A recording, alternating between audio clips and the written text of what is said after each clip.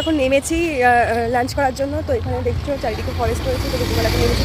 তো লাঞ্চটা করবো হলো কি, আমরা তোমাদের দেখাচ্ছি। বনলতা হোটেলে আজকে আমরা লাঞ্চ করব। তো এখন ঢুকবো এখানে। বনলতা হোটেলের ভেতরটা আমরা ঢুকলাম, বেশ সুন্দর পরিষ্কার পরিচ্ছন্ন। আর এখানে একটা ব্যাপার কি, যে মহিলা দ্বারা সমস্ত কিছু খাবার সার্ভ করা হয়। এখানে কিন্তু আমি কোনো ছেলে মানুষ দেখিনি খাবার সার্ভ করার সময়, সমস্তটাই কিন্তু এখানে মহিলা দ্বারা করা হয়।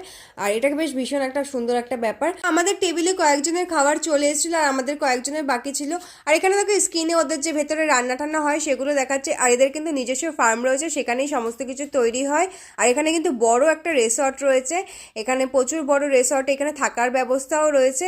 তো আমরা এখানে অর্ডার করেছিলাম ভেজ থালি, আর সাথে নিয়েছিলাম মটন, আর যে যার মতন যেটা পছন্দ সেগুলো কিছু অর্ডার করেছিল। এখানে প্রচুর রকমের আইটেম ছিল, কিন্তু খাবার দাবার আমার লেগেছে মোটামুটি, খুব একটা যে হাইফাই খাবার দাবার আমার লাগেনি। তো একদমই সাধারণ, মানে খুব একটা টেস্ট লাগে।